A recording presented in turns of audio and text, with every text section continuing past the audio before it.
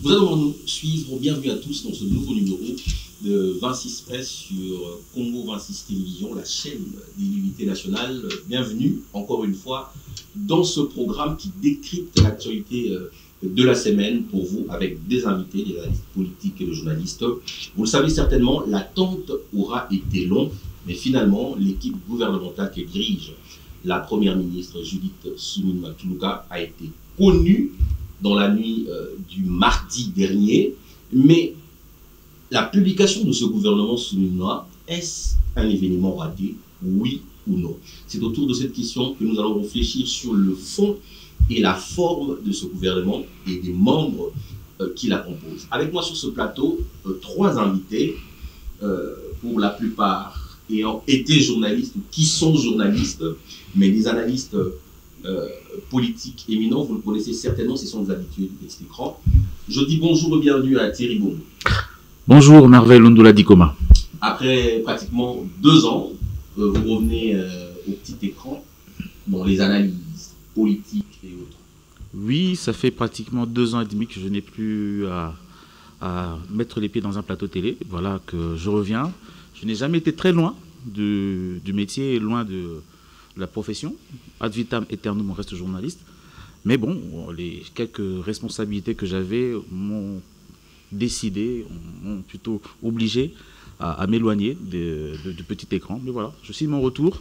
J'espère que je serai à la hauteur des attentes. Merci beaucoup. Par celle du ministre de la Santé, Jean-Jacques Mougagne, pendant pratiquement 2 ans, vous avez une certaine expertise dans ce domaine que nous allons certainement partager sur ce plateau. Vous êtes actuellement directeur technique de Tropic Info. Voilà, Tropic Info, c'est notre petit bébé que nous avons mis au monde il y a de cela 3 mois avec 3 de nos amis. Je ne vais pas les citer parce que certains risquent de faire... voilà, donc voilà, 3 de nos amis. Et voilà, nous avons mis en place ce média en ligne qui traite de l'actualité au quotidien et de manière impartiale et de manière panafricaine. Voilà. Merci beaucoup, Thierry Bongo. Juste à côté de Thierry Bongo, il y a Dédé Amouli, Bin Amis. Bienvenue. Merci beaucoup. À Sauvronné, un habitué du petit écran depuis plusieurs années. 23 ans. 23 ans pratiquement. Ça nous fait un grand plaisir de vous recevoir sur ce plateau afin de commenter l'actualité. Oui, c'est un plaisir aussi partagé, vu que ça fait un long moment qu'on n'a pas été ensemble avec toi au plateau et des amis. Et on va essayer ensemble de voir et de parler de l'actualité politique actuelle. Actuellement, je gère ma petite structure du média et j'ai une émission dont on appelle Chez moi ligne, je tourne de temps à autre. Merci beaucoup Dédé Amouli. Une autre tête couronnée de médias à Kinshasa, un excellent analyste politique. Gardiana, bienvenue. Merci Merveille, bonjour à Thierry Bongo, bonjour à Dédé Amouli et à ceux qui nous suivent et surtout à la grande équipe derrière. Et c'est un plaisir de retrouver ce plateau de Congo 26. Alors, merci puisque vous êtes le micro. Je veux commencer par vous. Ce gouvernement Suminwa, en tout cas, une très longue attente, pratiquement 5 mois après que la Cour constitutionnelle ait proclamé les résultats définitifs des élections du 23 décembre 2023. Et 2 mois après la nomination, la désignation de la première ministre par le président de la République, une attente très longue. Par rapport à l'équipe telle que présentée, pensez-vous que cette attente a été justifiée? Certains diraient tout ça pour ça. J'ai appris à mes dépens de ne jamais qualifier les infractions avant les actes. Ça, c'est un principe chez moi. Au-delà d'être vrai, il faut être juste. Je ne peux pas prétendre maîtriser tous les enjeux qui ont concouru au choix de chacun. Ça, c'est du pouvoir discrétionnaire du chef de l'État et de son Premier ministre. Mais seulement en tant qu'analyste, puisqu'il s'agit de notre Congo à nous tous. Il y a des têtes qui peuvent faire l'unanimité, il y a des têtes qui peuvent satisfaire, mais au-delà de ça, il y a forcément des têtes de gens qui peuvent déranger, soit pour des raisons de bilan, soit pour des raisons de passé. Dans ce gouvernement, moi j'ai juste 2 soucis au niveau de la forme. La première des choses, je trouve injustifié le nombre pléthorique des ministres délégués. Deuxièmement, dans la configuration, je suis en train de poser la question de savoir qui est cette personne qui a travaillé sur la structuration de ce gouvernement. Quand on parle du ministère de l'Éducation nationale, dans l'entendement, c'est l'ensemble de sous-secteurs réunis. Ça veut dire enseignement primaire, secondaire, technique, professionnel, formation professionnelle, universitaire et supérieure. Et à la limite, chez les autres, on ajoute même la recherche scientifique parce que c'est une branche ou encore un bras séculier de l'éducation nationale. Mais malheureusement, on a juste changé le nom du ministère de l'enseignement primaire, secondaire et technique sans pour autant toucher dans le réforme dans le fond. Je sais que ça peut paraître pas important. Est-ce que c'est la responsabilité du secrétariat général, gérer et structurer le fonds, bien que la dénomination du ministère peut varier? Moi, je pense plutôt que l'idée était de pouvoir, parce qu'on est parti sur une approche de pouvoir réduire le nombre de ministères, mais que les calculs politiciens à la fin ont fait qu'on puisse éclater à nouveau. Je prends un exemple, je ne vois pas la nécessité d'au-delà. J'aurais compris qu'on détache à la limite l'enseignement supérieur universitaire, mais la formation professionnelle, qui a toujours été au milieu de deux, et qui a souvent créé des tensions quand il s'agit de la préparation des épreuves certificatives, pouvait être mise à la charge du ministre national, parce qu'il faut le reconnaître qu'il y a beaucoup de charges à ces niveaux-là. Mais pour moi, le fait de l'éclater, le donner à quelqu'un, pour moi, je crois que ça résulte de ce souci de pouvoir satisfaire les politiques, ce qui fait qu'on s'est retrouvé avec un gouvernement de 54 membres. À la base, je ne suis pas sûr que c'était la charpente. Et ça, c'est un vrai problème pour moi. Mais dans le fond, je crois qu'on a quelques minutes pour pouvoir analyser. Dans la forme, déjà, je sens qu'il y a eu quelques... La forme pose problème. La forme, me semble, pose problème en termes de nombre, mais aussi en termes de configuration des différents sous-secteurs. Il n'y a pas que ça. Le ministère des Affaires étrangères, je comprends que la ministre déléguée est en charge des contentieux. Qui a été saucissonnée en trois pratiquement, oui, la coopération régionale. je comprends le besoin. On dit la ministre déléguée est en charge des contentieux, mais la question c'est que le contentieux pouvait se gérer autrement. On a un ministère des droits humains, on a un ministère de la justice. S'il y a de contentieux d'ordre étatique, je pense que ça peut se gérer sans forcément qu'on aille dans ces dynamiques. Alors, très bien, Gardi Diana, je veux revenir sur vous, le temps de faire tourner la parole avec d'autres invités. Dédé Amouli, vous Gardi parlait tout à l'heure de la forme du gouvernement, avant, bien sûr, de parler du fond. Que reprochez-vous en termes de fond? L'attente aura été très longue.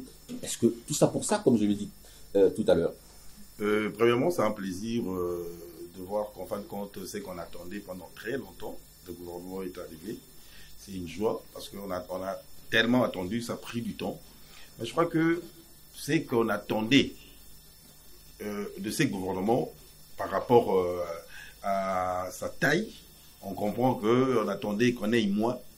On a eu plus. On vient de moins que le gouvernement Sama 2 qui comptait, je crois, 57, de 57 à 54. Donc, on pouvait... Pas une très grande différence. Il y a que 3 personnes qui sont parties. Bon, je vois, il y a aussi le ministère de Eberon, l'excellence Eberon, qui est parti avec Eberon. Donc, parce que les relations avec le Parlement également. Non, mais bon, après, il faudrait pas en faire une histoire, hein. Par rapport à plusieurs gouvernements, il y a eu ça.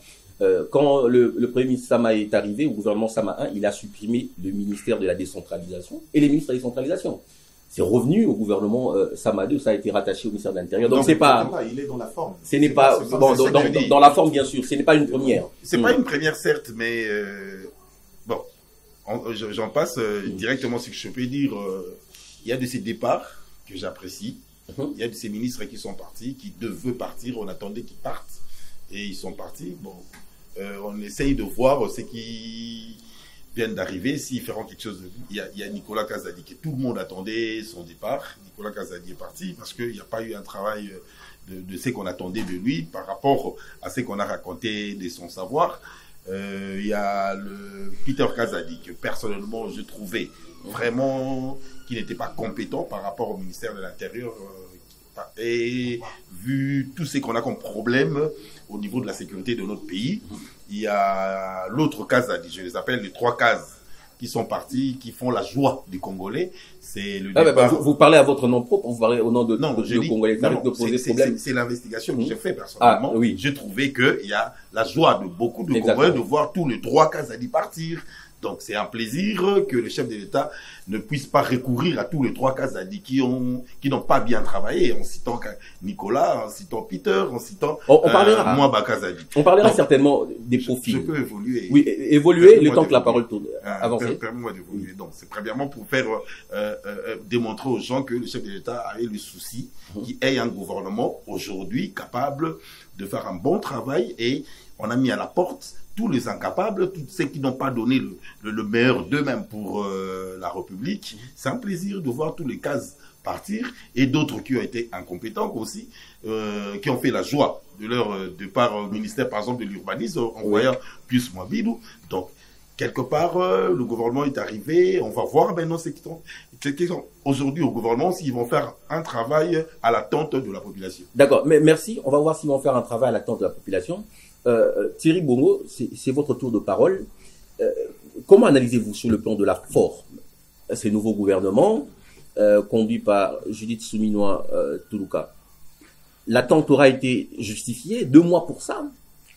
On peut dire que on n'avait pas le choix. Le gouvernement Souminois, c'est le tout premier gouvernement du mandat de Félix Tshisekedi. Il vous souviendra que... Du deuxième mandat? Deuxième mandat, oui. Il vous souviendra que lors de son premier mandat, le gouvernement était sorti au mois d'août et est investi au début septembre. Donc on avait passé bien plus de temps, et ce qui se passait avec l'affaire des 100 jours et compagnie, qui fait que voilà, c'est pas une première fois. Donc au début d'un mandat, c'est normal que les conciliabules, les concessions ou les réflexions se fassent autour d'une composition première, soit de cette nature-là. On sort des élections, on compose une nouvelle majorité, elle n'est pas totalement soudée. On comprend qu'à un certain moment, il soit difficile pour le chef de l'État, qui malgré son leadership puissant, c'est difficile pour lui de pouvoir rassembler tout le monde autour de sa vision et composer directement avec tant d'ambition comme vous le voulez. Alors, vous avez gardé la parole. Je veux simplement vous relancer. Il y a eu 2 défis, toujours en rapport avec la forme de ce gouvernement. Il y a eu des attentes. Premièrement, les autorités morales des regroupements et partis politiques ne devraient pas figurer. Ça se disait, mais c'était aussi l'aspiration de la population. Et les anciennes figures, pour certains, ne devraient pas revenir. Ça n'a pas été le cas parce qu'il y a des autorités morales de regroupements et partis politiques qui ont subsisté dans ce nouveau gouvernement. Je dis que ça n'a pas été facile. On sort des élections, on vient à peine de composer une nouvelle majorité. Il serait totalement imprudent, chef de l'État, de faire la table rase et de mettre tout de côté dès la première année après la sortie des élections. Je comprends que le chef de l'État, malgré son envie, malgré son ambition de pouvoir faire un gouvernement réduit, avec des objectifs bien plus clairs, il a été buté au jeu politique. Il doit d'abord consolider cette majorité et après, petit à petit, évoluer vers ses aspirations. Et je pense que c'est juste et intelligent de sa part. Seulement, oui, c'est vrai, nous sommes Congolais, nous avons souhaité, mais nous n'avons pas obtenu. C'était une déception pour nous. Mais on constatera que ce n'a pas été facile. Jusqu'aux dernières heures de la nuit, des changements ont été faits. Si le gouvernement n'est pas sorti à l'heure prévue, c'était prévu de sortir le mardi, c'est sorti le mercredi vers 2h du matin. Si c'est sorti à cette heure-là, c'est parce qu'il y avait encore des discussions. Encore des discussions, alors qu'il y a eu une très longue attente. Il n'est pas facile. On se pose la question pourquoi il fallait continuer à discuter. Donc, vous n'allez pas transformer le chef de l'État en dictateur, dire que voilà, il devait s'imposer directement et décider El Niño sur tout ce qui est personnel. Il a joué le jeu démocratique. Ok, je vous entends, vous avez vos députés, vous avez votre majorité, je vous écoute, qu'est-ce que vous voulez? Maintenant, à nos populations de voir avec qui nous avons affaire. Nous avons vu qu'effectivement, il y a des leaders dans cette union sacrée qui n'ont que faire de la vision du chef d'État, qui n'ont que faire du souci de la population. Ils n'ont que faire de notre peine de circulation routière tous les matins, ils n'ont que faire de notre baisse du pouvoir d'achat. Leur souci, c'est de pouvoir être là, gagner leur pain et pérenniser leur pouvoir. Autant de fois, parce que ça doit être gênant pour une personne qui a fait 2, 3, 4, 5 gouvernements. Être toujours là, comme s'il n'y a personne dans son parti politique qui peut le remplacer ou qui peut succéder à ses ambitions. Est-ce qu'ils n'ont pas suffisamment transmis aux membres de leur parti, justement, je vais chuter par là, ça prouve qu'ils n'ont pas transmis suffisamment aux cadres et aux membres de leur parti leur idéologie au point qu'ils ne pourront pas se faire remplacer. Alors, on en parlera le temps que la parole tourne. Vous êtes nombreux à nous suivre. Je le répète, vous suivez 26 Presse, cet espace de décryptage de l'actualité politique en République démocratique du Congo. Merci de nous suivre à Bukavu, à Goma, à Mwanda et bien sûr à l'extérieur du pays. Gardi Diana, on va toucher un peu le fond pour mieux comprendre. Il y a eu beaucoup de ministres qui ont été, je peux dire, en conflit avec l'IGF, la clameur publique à parler des détournements par-ci, de vol, de pratiques peu recommandables en démocratie. Pensez-vous aujourd'hui que Jules Alingueta a été aujourd'hui un élément clé pour la composition de son gouvernement? Parce que on peut justement constater que la plupart des politiques, des ministres qui ont eu affaire à Jules Alingueta ont été virés. Je pense que si vous posez la question à Jules Alingueta, il n'accepterait pas de pouvoir prendre cette responsabilité-là, dans la mesure où il est un séculier du chef de l'État, il a fait son travail, qui n'est pas le travail de l'exécutif, et je ne pense pas qu'on en arrive là. Et la différence faudra faire. Jules Alingueta n'est pas l'image de l'infraction ou de tout ce qui peut être constitué comme anti-valeur. C'est vrai, il est celui qui doit remettre de l'ordre, il fait son travail, mais ne mettez pas sur lui la responsabilité de l'absence de l'esprit d'homme d'État dans le chef des différents Congolais.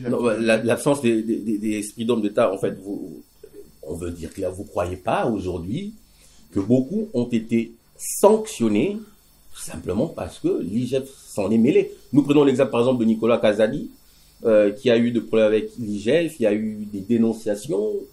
Tony Mwaba Kazadi également, qui a eu des problèmes en début de son mandat avec Jules Alingueta. Aujourd'hui, il est clair, ils ne sont pas au nouveau gouvernement, ils ont été sanctionnés. Bon, puisque vous me ramenez à cette question-là, la société congolaise est calcistocrate depuis toujours, j'ai l'habitude de le dire. Prenons le cas de Tony Mwaba, puisque tu veux en parler. Oui. Vous parlez, il a été accusé, il a eu des problèmes avec Jules Alingueta au début de son mandat. C'était quoi le problème? Il y aurait eu tentative de détournement de l'argent des prestataires des examens d'État, n'est-ce pas? Oui. Mais comment ça se fait que cet argent n'est même jamais arrivé dans des comptes? Ces gens-là, jusqu'aujourd'hui, ne sont pas payés, vous savez. C'est pas le seul scandale. Il y a eu un autre scandale avec les inspecteurs de finances qui ont été séquestrés dans les locaux. J'ai un problème. Oui. Je me sens très mal à l'aise quand il faut revenir pour parler des questions d'ordre polémique. Non, mais il ne s'agit pas d'une polémique, il s'agit de l'actualité. Ceux qui nous suivent sont certainement curieux. L'actualité, c'est la sortie du gouvernement. L'actualité, c'est pas les tensions qui peuvent exister entre Tony Mwaba et Nicolas Kazadi. Oui, parce que ma question était celle de savoir quel est le rôle qu'a joué l'inspecteur général chef de service. Dans la mesure où, en analysant, nous constatons que la plupart des acteurs qui ont été en contradiction avec lui ont été virés.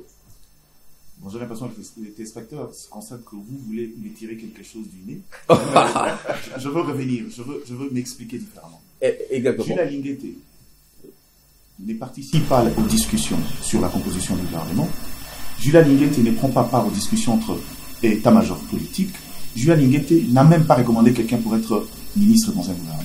Ça n'a rien à voir. Je veux vous le dire, peut-être je comprends pourquoi vous le dites. Oui. Quand on parle du sous-secteur des LPST, je vais poser une question, elle sera peut-être rhétorique. Mais après, chacun va tirer ses conclusions.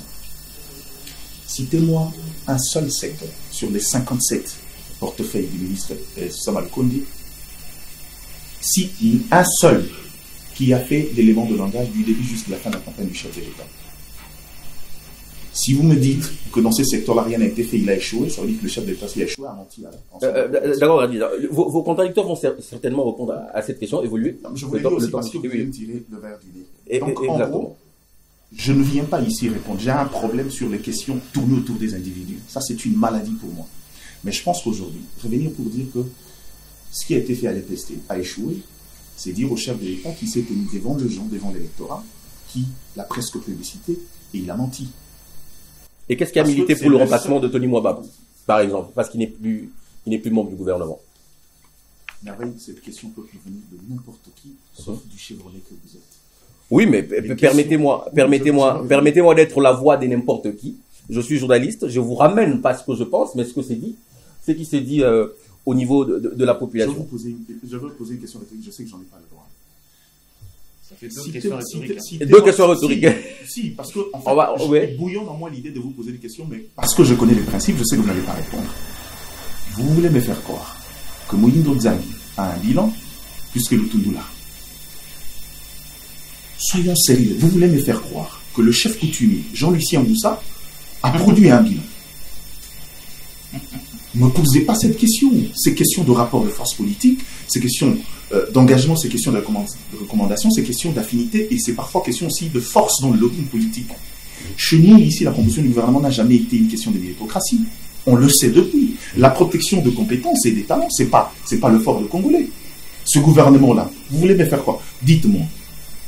Aujourd'hui, j'ai comme l'impression, il va m'excuser, mon très cher grand frère Guy Moalian Vitamouchalawamba, j'ai l'impression que les gens qui ont travaillé sur cette ossature, la Simbisi et touche. Comment? Expert en bonne gouvernance. Quelqu'un qui, passé au journal officiel, on vous dira ce qu'il a fait, il a une maîtrise dans la gestion de l'administration et autres, ou encore de questions de développement. Oui. Vous l'envoyez à la défense dans une période aussi compliquée que traverse la République. Qu'est-ce que vous attendez de lui? Il lui faudra le temps de maîtriser le secteur. Il lui faudra le temps d'entrer en contact avec les différents généraux qui sont encore mis à part, qui répondent à d'autres principes que le pouvoir, les principes de l'administration, de l'exécutif. Il lui faudra maîtriser non seulement les enjeux, mais établir un agenda, un corridor de connaissances. Il le fera en 5 ans. Alors, est-ce que vous pensez que ce choix-là, pourquoi encore quoi, on ne sait pas si ce gouvernement aura réellement 5 ans chuté. Permettez-moi. Pour que la parole tourne. En quoi est-ce que sur cette table, on n'a pas le sentiment qu'on aurait dû laisser Jean-Pierre Bemba à sa place et le mettre au ministère des Transports?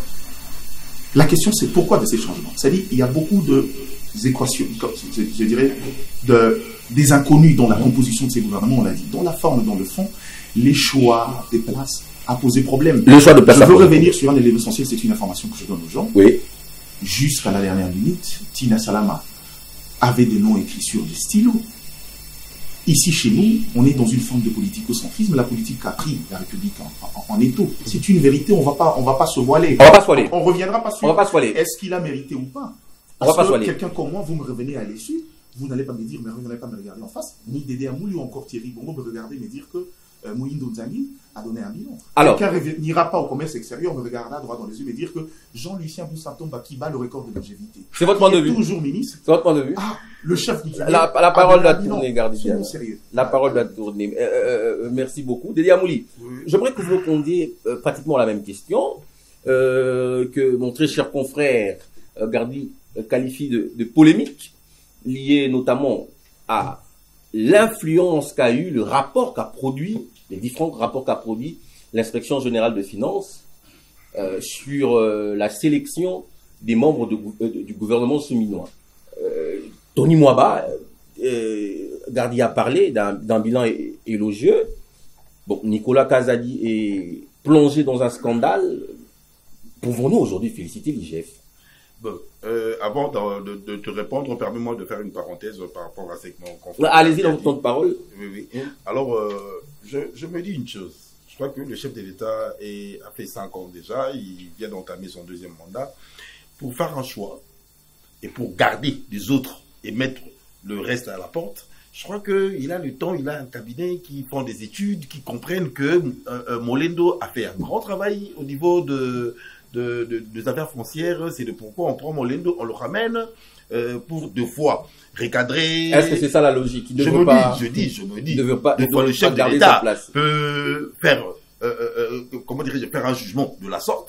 Il garde Molendo, il garde Bidimbu, il garde je sais pas comment ça s'appelle, Jean-Lucien Boussa. Jean-Lucien Boussa n'est pas un dieu. Jean-Lucien Boussa ne dort pas à une case satanique pour rester pendant très longtemps. C'est des fois dû à son travail. C'est qu'il donne le maximum qu'il donne pour la République. Vous pouvez endosser un seul élément. Une seule réforme dans son secteur. Vous pouvez aller. Jean-Lucien n'a jamais corrompu une personne, un premier ministre ou le chef de l'État pour rester.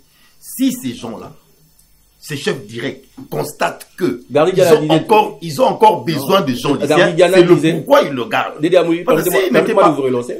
Gardi a dit, oui, vous allez terminer, mais j'aimerais éclairer une chose pour ceux qui nous suivent. Gardi disait tout à l'heure que Jean-Lucien était le chef coutumier. Non, que je veux que vous le rencontriez par rapport à ça. Il disait tout à l'heure que le choix des membres du gouvernement en RDC ne respecte pas forcément la compétence ou les compétences. Ce sont des calculs politiques. Mais si et cela peut justifier la présence de Jean-Lucien Boussa. Vous croyez en termes de calcul par rapport au calcul politique, Jean-Lucien et il est au gouvernement depuis 2016. C'est ce que je dis. Vous croyez vraiment par rapport au calcul politique, Jean-Lucien peut rester pendant pratiquement 10 ans.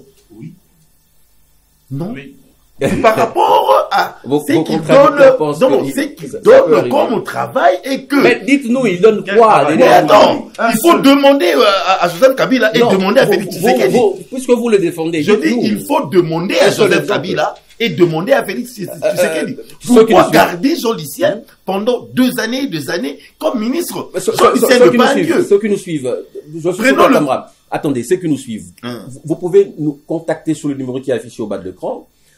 Dites-nous si vous êtes au courant. Les fonctionnaires de la réforme, je sais pas moi, partout où ça est passé, dites-nous. Commerce extérieur. Commerce extérieur, dites-nous qu'est-ce que Boussa a apporté comme réforme dans son secteur. Nous serons heureux de le lire tout à l'heure sur le plateau Merci. pour aider notre confrère. Non, ça va pas m'aider. Bon, revenez sur ma question. Parlez plutôt de... N'amène parlez de l'application du n'amène budget. pas.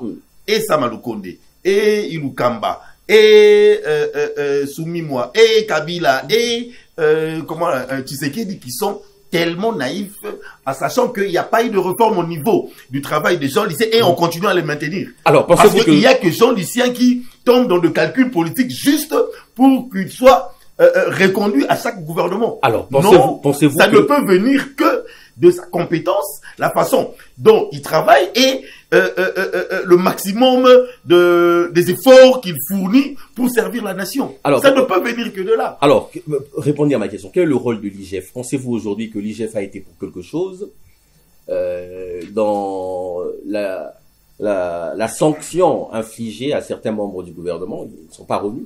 Bon, premièrement, l'IGF fait un bon travail. L'IGF fait un grand travail pour la nation. Je le dis tout haut que... Ces rapports ont influencé le choix de certains Évidemment, profils. parce que ça s'est dit au niveau du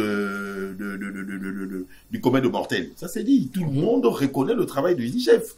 Et les gens se plaignaient déjà en disant que le rapport de l'IGF arrive à la justice, mais il n'y a pas de retombée de la justice par rapport à tout ce que l'IGF donne comme rapport au niveau de la justice. Ben, si le chef de l'État prend en compte tous ces rapports de l'IGF, il trouve que ces 3 cases, donc ça veut dire Kazadi Nicolas, Kazadi Peter, et surtout Kazadi Mouabatoni, ils doivent tomber parce que il y a eu des rapports de l'IGF. Non, mais il ne faut pas personnaliser les débats sur un membre du gouvernement. Je ne personnalise pas. Parce que vous donnez l'impression... Je ne suis pas. Vous donnez C'est l'impression... seulement ces gens-là, et surtout Tony Mouaba. Tenez compte de la présomption d'innocence quand même. Ils ont peut-être été accusés. Seulement Tony Mouaba avait fait un grand travail. On met à part le rapport de l'IGF, tout ce qu'il y a eu comme tiraillement entre lui et les inspecteurs de finances à son bureau, s'il n'était pour rien, il pouvait rester si seulement il a fait un grand travail. Thierry Mais Bourreau. je termine. Oui, terminé. Oui. Quand je parle de Tony, je sais pas tes intérêts. Non, toi, mais pas du tout. mais Aucun. permets-moi de Je suis terminer. journaliste. Si Tony Mouaba, Peter Kazadi et Nicolas Kazadi sont à l'extérieur du gouvernement, je te dis, aujourd'hui, c'est la joie de tout un peuple. Pourquoi? Parce que on a vu le cinéma que Tony a créé avec des inspecteurs de finances à son bureau. On a regardé J'espère qu'il a écouté, le film et aujourd'hui, nous comprenons qu'ils doivent être à l'extérieur car ils n'ont pas donné Merci. le maximum que... Je termine. Oui, ils n'ont pas donné suite. Ils n'ont pas donné... La parole doit tourner. C'est que le gouvernement ou le chef de l'État attendait d'eux. Exactement. Alors, ceux qui ont donné ce que le chef d'État attendait d'eux sont restés. Molendo est resté. Il y a Jean Lucien est resté. On va parler tout de le reste quelques sont secteurs. restés. On va... Mais le 3 Kazadi sont partis parce qu'ils ont été incapables de donner le meilleur d'eux à l'intérêt de la nation. Merci beaucoup Dédé Amouli. Thierry Bongo, il y a un autre ministère qui fait parler, c'est le ministère de la Défense. On a aujourd'hui l'impression que Jean-Pierre Bemba a été surcoté, un peu comme Mbappé par la presse française. Bemba a vendu. Bemba, oui, c'était juste en passant. Bemba a vendu un espoir aux Congolais. Pour les gens, dès qu'on citait Jean-Pierre Bemba, on se disait, c'est lui qui va finir la guerre dans l'Est. C'est Bemba qui rien qu'en entendant sa voix, le son de son nom, ou citer son nom, dans le rang de FARDC, les rebelles vont fuir. Bemba quitte le ministère de la Défense avec aucun bilan. Aucune ville récupérée. Bunaganda, qui était son plus grand challenge, toujours entre les mains des M23. Et aujourd'hui, le grand Bemba se retrouve au ministère de transport, même si gonflé comme vice-primature. Quel est votre point de vue? D'abord, avant de répondre à cette question qui me met vraiment mal à l'aise, j'aimerais d'abord revenir sur ce point. Vous avez des questions qui vous mettent mal à l'aise? Non, celle-là, c'est même mal à l'aise parce que, comme l'a dit Grady, il est très difficile de parler des personnes, surtout quand il s'agit des personnes. Non, au fait, non, il ne faudrait pas. Permettez-moi. Permettez-moi personnel que vous avez. Oui, permettez-moi de. Je suis pas à l'aise de pouvoir y répondre de cette manière. Permettez-moi de préciser quelque chose. Toutefois, avant d'y arriver. Permettez-moi de préciser quelque chose avant de vous remettre la parole. Nous ne parlerons jamais de Bemba, jamais de Tony Mwaba ou de qui que ce soit ici, s'ils n'assumaient pas des fonctions d'État. Ce sont des gens qui ont géré la chose publique et le devoir de redevabilité nous oblige à dire ce qu'ils ont fait. Nous oblige, s'il vous plaît, je vous remets la parole. Oui. C'est eux qui sont redevables. Je vous relance. Donc, le devoir de redevabilité oblige. Le devoir de redevabilité oblige à tous ceux qui ont assumé des fonctions d'État de pouvoir rendre compte à la population. Je ne pense pas qu'ils en. Et nous, en tant que journalistes, nous avons le droit d'analyser les actions qu'ils ont menées pendant qu'ils géraient la chose publique. Donc, nous ne parlons pas d'eux comme individus, mais comme des gens qui ont assumé des fonctions d'État. Alors, c'est exactement ça. Vous pouvez évoluer. D'accord. Sur ce point-là. Oui. Mais je n'assumerai pas la responsabilité de faire le bilan de Bemba ici à la place. Non, mais vous êtes libre. C'est son bilan, c'est à lui de le défendre. Mais comment vous analysez son passage au ministère de la Défense? Avant de répondre à la question, j'aimerais d'abord rebondir sur celle qui concernait l'IGF. L'IGF a produit plusieurs rapports pendant ce mandat qui a incriminé beaucoup de personnes. Certains ont été condamnés, d'autres pas. L'IGF a un impact certain sur ce qui concerne la décision politique au niveau des choix des personnes, en ce qui concerne la probité morale de ces gens. Je crois que l'IGF a influencé aussi dans le choix de certaines personnes ou dans le fait que certaines ne sont pas dans ce gouvernement. Mais à l'absolu, dire que c'est l'IGF qui a fait que tel ou tel n'a pas été dans le gouvernement, ça serait un petit peu être présomptueux. Le chef de l'État avait, comme on le dit, avec son pouvoir discrétionnaire, a fait le choix. Mais je sais, et je suis d'avis avec Grady, que la politique a beaucoup joué dans ce choix parce que quand vous regardez la composition de ce gouvernement, elle ne répond malheureusement pas aux critériums qui étaient fixés au départ quand il y avait consultation avec l'informateur et quand il y avait consultation avec Madame la Première ministre Julie Souminois. Et d'ailleurs, même le format, plutôt la composition du gouvernement, avec 54 ministres, ne répondait pas au choix premier qui voulait que le gouvernement soit de 25 à 35 ministres. La taille. La taille devait être entre 25 et 35 ministres, on est passé à 54. On se réjouit qu'il y a 30 quelques % de femmes. Mais je vous dis qu'il y a eu qu'augmentation d'une femme dans ce gouvernement. Exactement, ça quitte de 16 à 17. 16 à 17, il n'y a qu'une femme de plus dans ce gouvernement. On peut s'enorgueillir, dire que c'est 30 quelques parce que, bon, il y a peut-être 3 ministres de moins, mais effectivement, ce n'est qu'une petite augmentation. Alors, c'est la chose qui fait que ce gouvernement soit si particulier, c'est qu'il soit dirigé par une femme. Et nous attendons beaucoup de cette dame pour la suite. Alors, pour revenir à ce qui concerne la question que vous avez posée. Guy Mwandiavita à la place de Jean-Pierre Bemba. Guy Mwandiavita à la place de Jean-Pierre Bemba, je le dis encore, c'est la politique qui a joué. Et sans entrer dans le secret de ce qui s'est discuté la nuit du mardi au mercredi, je constate avec vous que le casting qui a été fait n'a pas tenu compte des compétences, encore moins du bilan d'un chacun. Jean-Pierre Bemba, je ne vais pas le défendre, mais je suis quand même d'avis à vous dire que à son arrivée au gouvernement, nous avons vu une armée qui s'est réorganisée, une armée qui s'est équipée, une armée qui va faire un défilé le 30 juin parce que la personne ou le ministre qui est chargé de l'opérationnalisation, ou plutôt de la mise en œuvre des troupes, leur équipement, leur mise en condition, a pu mettre ce qu'il fallait pour cela. Les militaires au front ne manquent pas de tenue militaire, ne manquent pas d'équipement, ne manquent pas de quoi pouvoir se nourrir.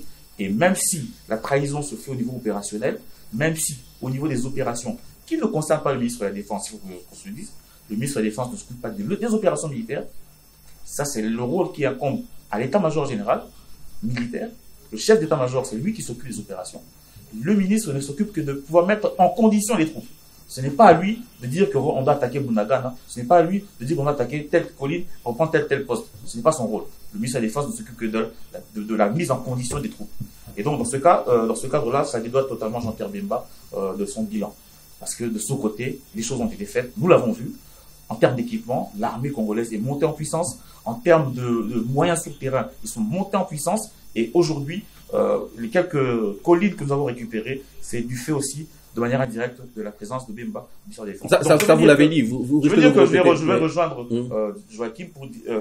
Gardi, excusez-moi, j'ai tellement été habitué à son père que souvent il me revient. Voilà, je vais rejoindre Gardi qui a totalement raison en disant que le choix n'a pas répondu aux compétences, au bilan et encore moins à la qualité des personnes. On a placé les gens et c'est peut-être ça que le regret que j'ai, peut-être sur base de raisons qui sont totalement subjectives et les conséquences sont là. Nous avons des ministères, nous avons un problème de représentativité nationale, nous avons un problème de classement des ministères et le fonctionnement même de ce gouvernement risque de poser problème. Nous attendons voir l'ordonnance qui a porté fonctionnement du gouvernement, quelles sont les astuces qui vont être mises dedans pour que les acteurs qui vont être dans ce gouvernement fassent bien leur travail.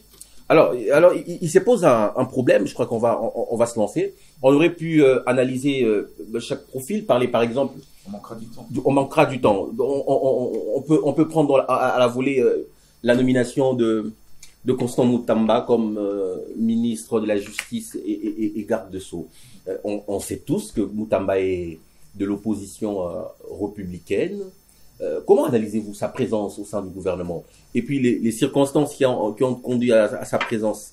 Tina Salama est en train de lire l'ordonnance, finalement, sans ministère de la Justice. Ses cheveux longs un petit peu. C'est après dans les réseaux sociaux. La chevelure a posé un problème. Il n'y a pas que la chevelure, le fait aussi que les discussions entraînaient jusqu'à quelques minutes. Oui, bon, c'est après sur son compte X qu'elle balance garde des Sceaux et Justice. Elle a repris même ça en vidéo. Oui, elle a repris ça en vidéo. Alors, mais bon, comment vous analysez la présence de Moutamba, 36 ans, ministre de la Justice, garde de Sceaux? Les épaules assez suffisantes pour injecter une thérapie de choc à cette justice malade. Merci pour la question. Avec votre permission, dans les premières minutes, je veux revenir sur un élément. Avancez. Je tiens sur cet argument. Je vais commencer par l'IGF. Je rappelle, la force dans le travail de l'IGF, c'est d'être vecteur du développement. C'est ça le rôle de son catégorie et il fait son travail. Et il le fait bien. Mais c'est comme je dis, c'est tout travail humain. Il peut y avoir de quoi que autre des incompréhensions à gauche à droite. Je ne veux pas qu'on mette sur l'inspection générale de finances, par les individus, un rôle prépondérant. Parce que, à la limite, si on veut jeter de fleurs à l'IGF maintenant pour avoir influé sur la composition du gouvernement, quand ça ne marchera pas, on reviendra pour jeter également des pierres sur la même inspection générale de finances. Son travail, à lui, de par ses prérogatives, se trouve ailleurs, aujourd'hui. Le fait qu'on ait la possibilité de mobiliser un peu plus, qu'on ait un budget aujourd'hui qui évolue, même si pour quelqu'un qui maîtrise les questions économiques comme moi, je pense que la croissance n'est que la dimension quantitative. La vraie dimension qualitative, c'est donc le développement, donc le refinancement des projets d'intégration. Oui, vous répondez à la question. Je reviens sur un deuxième détail que je vais partir. Ça, c'est une réponse à Dédé Amouli qui pense que les gens qui sont dans ce gouvernement sont méritants. Je vais prendre un autre secteur parce que j'aime pas faire les fixations sur les individus. Le ministère du budget, à qui on a redonné à Aimé Boji. Je veux rentrer dans ces prérogatives. Aimé Boji, il est toujours en odeur de sainteté avec Vital Kamere. On ne comprend pas. C'est un quota de l'UNC. N'anticipe pas. Allez-y. Je rentre dans ces prérogatives. Le contrôle, le suivi de l'exécution du budget, notamment dans les prévisions. Est-ce qu'on peut se regarder en face et dire que la gestion, on attend de pied ferme à la reddition de comptes, ces budgets, dans sa répartition et comment elle a été exécutée, quelqu'un peut me regarder droit dans les yeux et me dire qu'aujourd'hui les Congolais sont satisfaits de ce que ce ressource de la République fait. Je ne pense pas. Deuxième élément, politique. Vous avez tenté de poser cette question. Qui vous a dit que Aimé Boji est en modèle avec l'UNC? C'est faux. Aujourd'hui, c'est un peu le quota du président de la République, de manière personnelle. Ça veut dire que avec Vital Kamere, ça ne passe plus. Ça ne passe plus depuis un moment, tout le monde le sait. Je peux prendre un autre exemple. Il y en a légion. La société congolaise est kakistocrate. C'est ce qui fait qu'on ne sait pas aller vers les questions de développement parce qu'on répond d'abord aux questions politiques. Il y a même des cacophonies à ces niveaux-là. On parle aujourd'hui de la représentativité des provinces dans le gouvernement. Mais ces gouvernements, légalement, de droit, répondent d'abord au principe de la représentativité au niveau de l'Assemblée. Ça va être notre dernier point. On va parler de la représentativité qui pose déjà problème. Même dans les discussions politiques, un ministère pour 10 députés. S'il s'avère que un regroupement qui en a suffisamment, mais que n'a pas des représentants pour être délistrable et qui est originaire d'une autre province. Il y a beaucoup de cacophonie dans ça. Je réponds maintenant à votre question. Constant Moutamba, pour moi, c'est le choix du ras-le-bol du chef de l'État vis-à-vis de la justice. On n'en a jamais vu assez dans l'histoire de la politique qu'un chef de l'État arrive à tirer à bout portant sur sa justice. Et moi, je comprends son regret. Son regret parce que quand il est arrivé au pouvoir, son premier cheval de bataille, c'était l'état de droit, un peu dans la suite logique de la pensée maîtresse de son père. Et qui est devenu, par ricochet, la pensée maîtresse de l'UDPS. Mais il n'a pas réussi parce que je pense qu'il avait mis la charrue avant le bœuf. Le bœuf, pardon. Parce que quand on arrive au niveau de la justice, pour avoir une justice équitable, il faut veiller aussi sur la qualité d'homme. Cette justice-là a été depuis un certain moment, pas tous, une pourriture. Vous connaissez la règle de 3V au niveau des avocats, pendant que vous en avez le 3B. Maintenant, et ça a créé des antivaleurs. Aujourd'hui, ils ont créé presque un système. Et je crois que l'idée de pouvoir aller chercher, qui n'a pas du répondant vis-à-vis des différents cercles des pouvoirs autour de lui, quelqu'un qui n'a pas à répondre à un chef de parti politique, qui n'a pas à répondre à un regroupement politique, qui ne se mettra même pas pour siéger avec un regroupement politique de la majorité soit-il, répondra directement de lui, c'est quelqu'un qui peut facilement aller dans le zone de choc que des gens qui tombent dans le compromis, dans les concessions. D'accord. Je crois. Mais maintenant, sur la personne de Moutamba, on sait qu'il est jeune, intelligent, un brillant avocat, fougueux. Depuis l'université, il a un parcours très élogieux. Quand vous demandez aux gens qui sont autour de lui, ils vont dire une seule chose, c'est que comme ça, c'est quelqu'un d'intelligent et très engagé. Mais la question, a-t-il suffisamment d'épaules pour s'émitir de la justice? Je ne sais pas le dire, sinon je deviens devin. Mais je crois qu'au regard de son profil et de son passé, on lui accorde la chance, il peut faire quelque chose, mais pour ça, il va se départir des sévérités d'ordre politique. Il arrive pour un travail. Et il ne faudra pas que ce pourquoi il a été nommé disparaisse, parce que je sais aussi que c'est un fin négociateur politique. On dit en politique, ce par quoi on acquiert le pouvoir, c'est ce par quoi on le conserve. Donc, il a les mêmes caractéristiques qui ont conduit les chefs de l'État à aller le prendre en sapant les règles et les négociations en interne sur la répartition du vin. Mais c'est pas un ministère de souveraineté. Oui.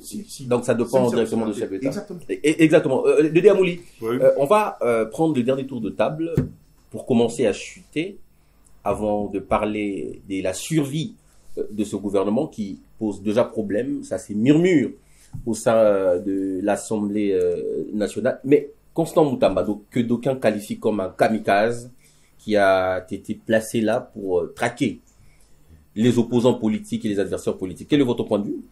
Bon, pour moi, personnellement, c'est le bon choix qu'a fait le chef de l'État. On ne s'attendait pas d'avoir un ministre si jeune et au niveau de la justice, avec tous ces qu'on a comme caïmans et tous ces qu'on a comme les âgés au niveau de la justice.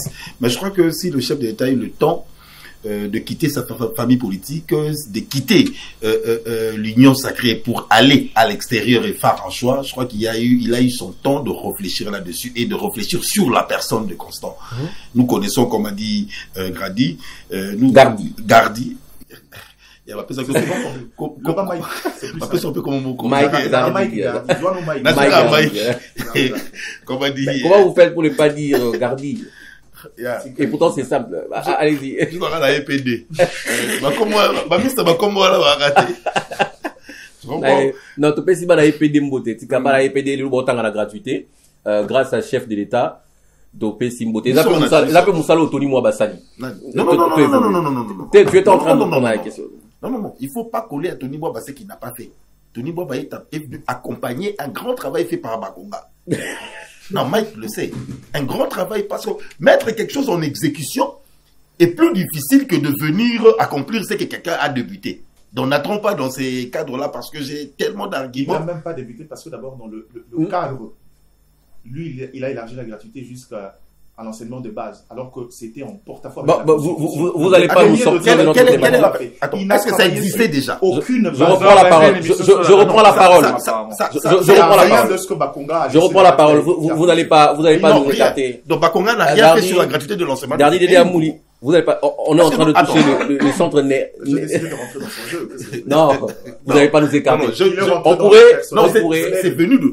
Je pense qu'on pourrait avoir d'autres émissions Pour faire comprendre à on Mike parlera des défis. Également, des défis. Pour faire comprendre, des défis de l'éducation nationale aujourd'hui. Pour faire comprendre à Mike le grand travail la nouvelle ministre. Et la responsabilité que le chef de l'État a donnée à Bakonga pour mettre en œuvre la gratuité de l'enseignement. Et Bakonga l'a fait. Ouais, pourquoi? Mais est-ce qu'on peut parler? Non.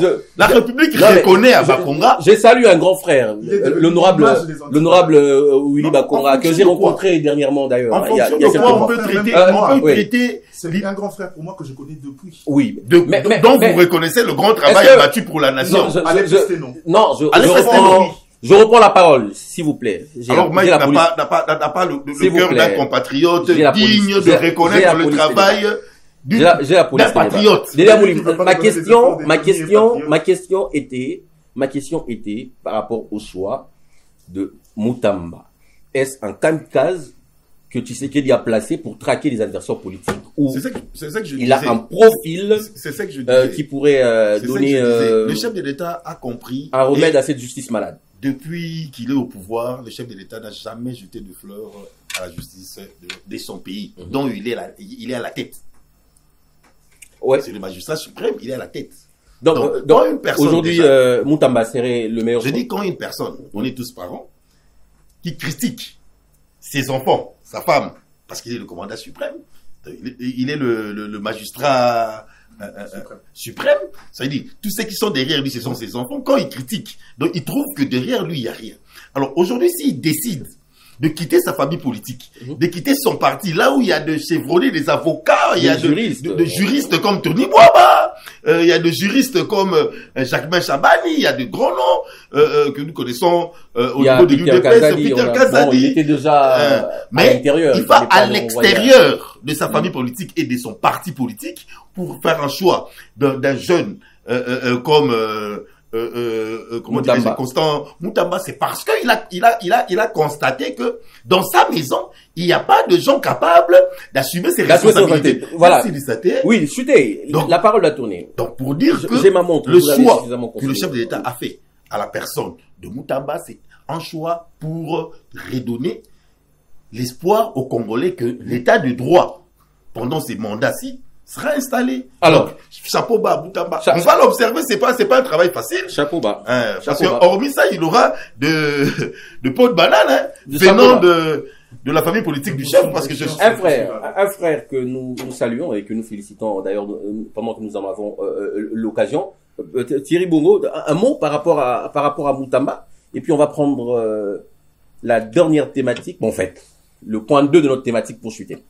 Bon, Constant Moutamba, je peux que le féliciter pour cette élévation, mais il faut qu'il sache que ça sera pas une chose facile.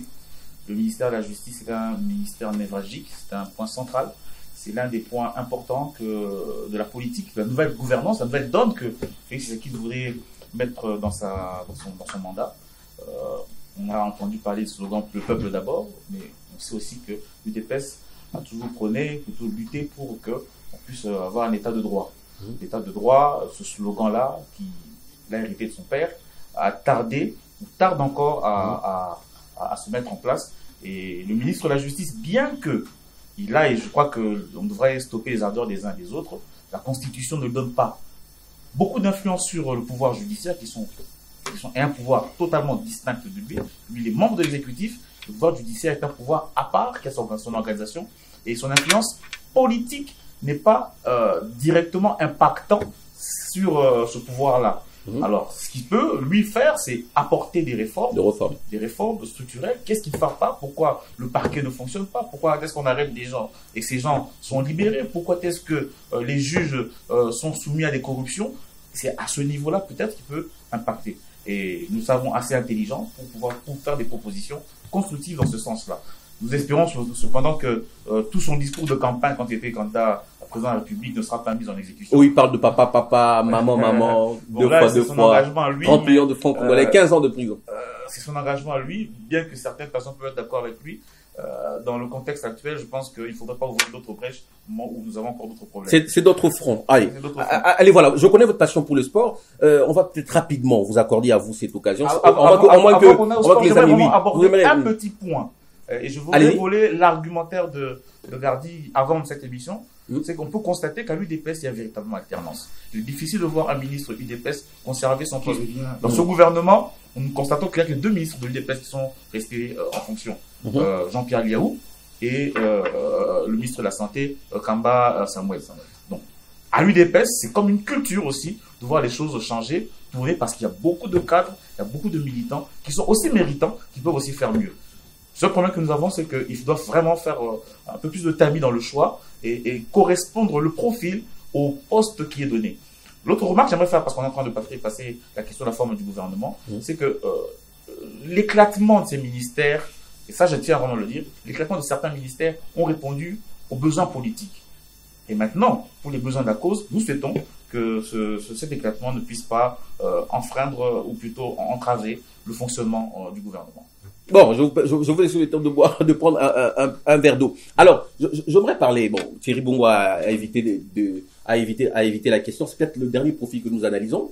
Le sport, vous voyez... je ne l'ai pas évité, en fait, j'avais terminé Moudimbo qui quitte les hydrocarbures avec un bilan un peu mitigé également. On le renvoie au sport. D'aucuns pensent que Moudimbo n'a vraiment pas une très grande expérience au sport. C'est vrai, beaucoup pensent qu'il a un bilan un peu mitigé, mais moi je garde de lui une seule chose, parce que c'est l'un de rares depuis qu'on est État, on est passé par la fête d'offres pour le bloc pétrolier. Qu'en est-il Non, mais j'avais déjà dit aux gens que c'était un échec parce que l'Occident ne nous laisserait jamais prendre autant d'indépendance, surtout quand vous reprenez des choses comme les dames d'Hercler. Je savais qu'à la fin, ils vont nous mettre des pompes en jambes. On a vu combien de fois on a vu des communiqués des gens cachés derrière des ONG de protection de l'environnement qui nous interdisaient d'aller dans certains. Quoique il y a eu des discussions préalables. Mais au-delà de ça, il y a eu quelques blocs qui ont été commercialisés, mais pas forcément à des prix tels qu'on voulait, parce que le Congo en matière économique, on a encore fort à faire. Et aujourd'hui au sport. C'est là où j'attends le professeur Mukoko Samba. Et aujourd'hui au sport, comment ne pas vous dire que c'est des champs de politique? Entre nous, soyons justes en termes de transition. Même si on est un état de généraliste, on quitte les hydrocarbures au sport. Quelle est la meilleure image pour vous faire comprendre que finalement, les questions d'ordre politique priment? Priment sur les questions c'est votre point de vue, les questions de politique priment. Les hydrocarbures au sport. Un peu ces castings. J'entame pas déjà que Kaboulo Moula Kaboulo, qui est notre confrère, notre aîné.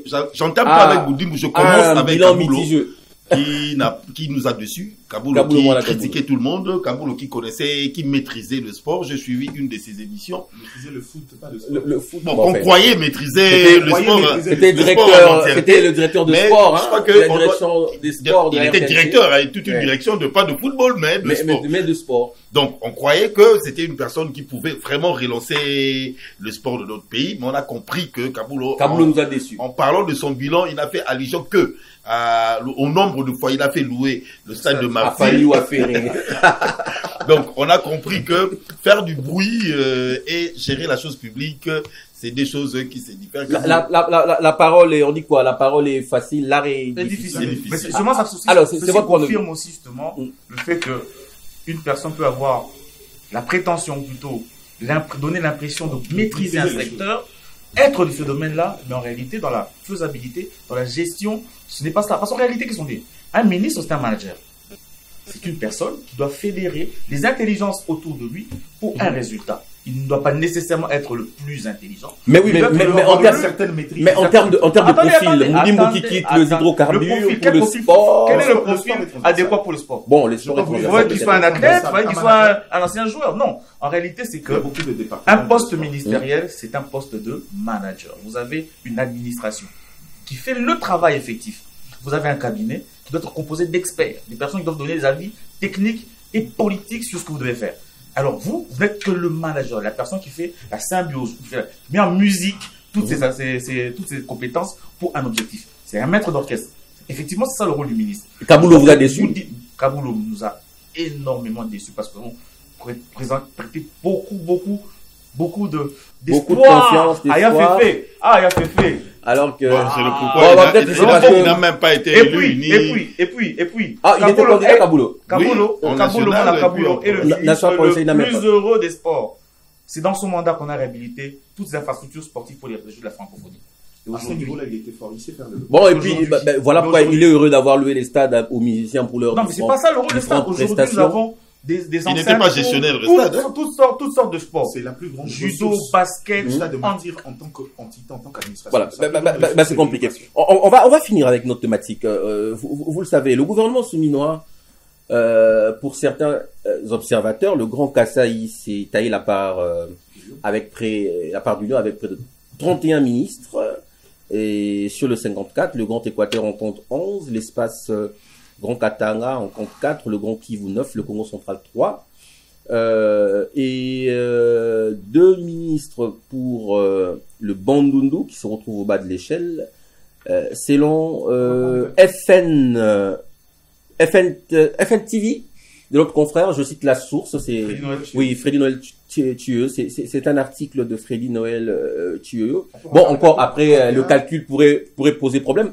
S'il y a 31 ministres pour le Grand Katanga, le Grand Kasaï, plus 11 pour l'espace Katanga, plus 4 pour le Grand Kivu, 9 le Congo central, 3 le Grand Bandundu, et au bas du peloton on se retrouve avec 2 ministres le Grand Bandundu. Voilà. Ça fait 60.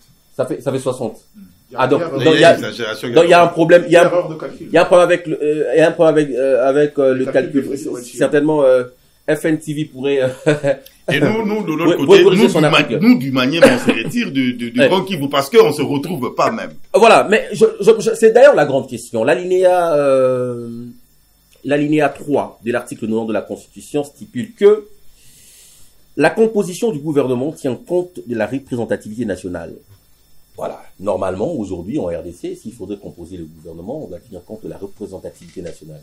Alors, quel sort réservé à ces gouvernements lorsqu'on sait que le Maniema et les Sankuru ne se retrouvent pas dans ce gouvernement? Et j'aimerais vraiment vous laisser le temps pour finir le dernier tour de table. Aujourd'hui, il s'est murmure qu'il y aurait eu une pétition au sein de l'Assemblée nationale pour bloquer l'investiture de ce gouvernement. Là, il y a un peu tout ça, Gardidiana. La représentativité nationale, la Constitution a été violée, quel serait normalement le sort? Et la pétition en gestation chez Caméré. Je vais commencer par la pétition. Oui. Depuis le départ, je disais aux gens, beaucoup pensaient que le chef de l'État aura la main facile avec cette majorité, mais moi j'ai dit aux gens que c'est le contraire. Pourquoi? Déjà qu'on a ouvert la voie de Pandore avec ces mandats non opératifs.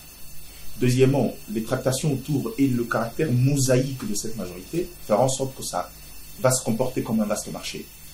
Et plus le marché est grand, plus il y a des frustrations. Et malheureusement, avec la classe politique, je n'ai rien contre les gens, mais la nature, la composition de ce Parlement, il y a beaucoup de... En fait, pour moi, il y a beaucoup de marchands de rêves en interne. Et ce qui fait que les gens qui ne savent pas comprendre que vous avez été élu en tant que législateur, vous êtes l'autorité budgétaire. C'est-à-dire vous jouez un grand rôle dans les questions de développement. Les gens pensent que la récompense est être forcément mandataire. Je n'arrive pas à comprendre dans un État où quelqu'un préfère être mandataire que député national. Je me demande, on est dans quel type d'État? Vous comprenez? Et je crois que le chef de l'État aura beaucoup de problèmes avec cette majorité. Alors, il aura en tout cas fort à faire et c'est son propre problème proviendra de là. Sur la question de la représentativité nationale. Sans vouloir verser dans la polémique, je crois qu'il faut dire aux gens la réalité. Cette constitution mérite d'être révisée. On en parlera. Peut-être qu'on en parlera dans la thématique de la semaine prochaine. En une minute, voilà là où c'est. En une minute pour vraiment chuter parce qu'on est en train de lions cette disposition constitutionnelle au mécanisme politique. On dit, tiens compte de la représentativité. Ok. Mais quel est le kiasme pour pouvoir veiller sur la représentativité? C'est dans les regroupements et formations politiques. Oui. Or, à ces niveaux-là, la règle c'est le gouvernement aussi tient compte, émane de la majorité parlementaire. Or, la majorité parlementaire est une mosaïque qui réunit des regroupements politiques avec des ambitions. Est-ce qu'il faudra commencer à aller imposer? Quand on dit que, bon, je prends le cas de négociation cette fois, un poste ministériel pour 10 députés. On vous dit, pour tel poste, on a besoin de telles compétences, mais un originaire de telle province. Est-ce que ça ne serait pas discriminatoire en retour? Non, mais le parti politique doit être représentatif. Non, c'est ce que je dis. Or, on va parler de un parti Or, dans les partis politiques, j'aurais bien voulu au départ que ça soit la question de qui est le plus méritant pour ce poste au milieu de nous. Là-bas, c'est pas ça, c'est qui est le plus loyal. C'est-à-dire les antivaleurs en interne des partis politiques nous empêchent d'arriver à exécuter ces dispositions constitutionnelles. Oui. Voilà la meilleure solution, la réforme de ces sambas. Dès que le chef de l'État est nommé, qu'on lui donne la possibilité dans les jours à venir de désigner un premier ministre et que ce dernier aille chercher le vote d'approbation au niveau du Parlement, à la limite, lui, le premier ministre, ou elle, la première ministre, et l'ensemble de son équipe. Si on n'est pas d'accord avec certaines têtes, c'est-à-dire on valide d'abord le gouvernement et puis on va dans des motions pour différentes têtes qui ne respecteront pas la Constitution. En moins d'1 mois, on aura un gouvernement juste après les élections et ça donnera... C'est une probabilité. Je pense que c'est une probabilité. La culture politique des Congolais, cette réforme est la meilleure à mon sens. Alors, la pétition, elle peut passer, vous pensez? Est-ce que l'Assemblée nationale peut arriver à bloquer l'investiture du gouvernement? Les chailleurs de Kinshasa avaient un mot choc. Et je pense aussi que ces gouvernements, si c'est beaucoup, c'est une année. Bon, une année. Parce que je connais, je ne sais pas trahir le secret, quelqu'un qui a eu la réponse d'une autorité dit c'est la deuxième mi-temps. C'est la deuxième mi-temps. Bon, Dédé Amouli, au-delà de la pétition, au-delà de la représentativité, ça grogne chez Ngobila. Il paraît qu'il y a eu une réunion hier avec 12 ou 13 ministres. Ngobila, son regroupement politique ACPA, ne se retrouve pas. Alors qu'il devrait normalement avoir au moins un fauteuil ministériel. Et également avec Eliezer. Donc il y a de tensions comme ça au sein de la majorité parlementaire. Comment analysez-vous? Est-ce que finalement le gouvernement souminois sera investi? Je crois que le chef de l'État, en un mot, n'avait pas préparé ou, comment dirais-je, s'est préparé en conséquence par rapport à ces réalités. Il pouvait anticiper ça. Il pouvait se dire déjà, j'ai la majorité certes, mais je crois que j'aurai un problème à tel niveau, tel niveau, tel niveau. Et aujourd'hui, ça arrive, je crois qu'il y a pas stabilité. Donc, les gens, au niveau du Parlement, tous ceux qui attendaient quelque chose, je crois que l'ACP a pratiquement 12 députés, ils se retrouvent même pas à l'intérieur du gouvernement. C'est une évidence qu'ils soient frustrés. Donc, quelque part, je doute fort que ça sera un gouvernement qui aura la paix, du fait que tout le monde attendait avoir le 500 députés, attendait être au gouvernement. Donc on devait avoir un gouvernement de 500 ministres et le suppléant devait prendre place après, c'est qui n'est pas possible. Parlement. C'est qui n'est pas possible. Je crois que j'ai déjà dit et répété que s'il y a un mandat que le chef de l'État doit beaucoup à la population congolaise, c'est ces mandats. Parce que ces mandats, le chef de l'État a été élu et le chef de l'État a convaincu le Congolais à les lire. C'est pour la première fois depuis qu'il y a eu des élections en RDC qu'on ait eu la victoire d'un candidat qui est au pouvoir, qui vient d'être chef de l'État, qui puisse, comment dirais-je, emballer la ville de Kinshasa. Et on n'a jamais eu une ville acquise à l'opposition qui a été derrière Félix Tshisekedi. Donc aujourd'hui, Félix Tshisekedi court un grand danger parce que le Congolais et les Kinois comprennent que jusqu'à preuve du contraire, on n'évolue pas, la politique bloque la situation. Et la ville de Kinshasa, quand ça te tourne le dos, je crois que ça sera dangereux. C'est le moment que le chef de l'État doit réfléchir comment apaiser l'union sacrée, comment apaiser la politique, pas en distribuant de postes mandataires, parce que tu veux apaiser, mais je crois qu'il doit avoir à concerter une fois de plus la majorité. Merci beaucoup Dédé Amouli. Thierry Bongo, j'ai lu un article de Tropic Info qui parlait bien sûr de qui révélait cette pétition qui aurait à l'Assemblée nationale. Souminois, déjà sur une chaise éjectable. On croit à votre journal. Non, en fait, on a relevé l'information qu'il y a une pétition en gestation. Effectivement, plusieurs députés se sont réunis pour bloquer l'investiture et non défaire Souminois. Ils ne veulent pas qu'il y ait investiture, ils veulent forcer le gouvernement, plutôt la première ministre, à revoir sa copie. Est-ce possible? Je ne sais pas, ça serait une première dans l'histoire de la République démocratique du Congo, ça n'a jamais été fait. Donc nous voyons, nous observons, nous allons voir à quoi ça va aboutir, mais les réalités, enfin, les frustrations exprimées par les pétitionnaires sont les frustrations réelles. Sont légitimes. Ce problème de représentativité, par exemple, où il est clair que le Sankourou n'est pas là, le Maniema est englobé dans le Grand Kivu, ainsi de suite. Donc en fait, en réalité, c'est que cette composition déplaît beaucoup, et cela pose justement la question sur l'efficacité de cette union sacrée. Est-ce qu'aujourd'hui, on peut penser qu'il est nécessaire que l'union sacrée soit réformée? transformé. C'était une plateforme électorale.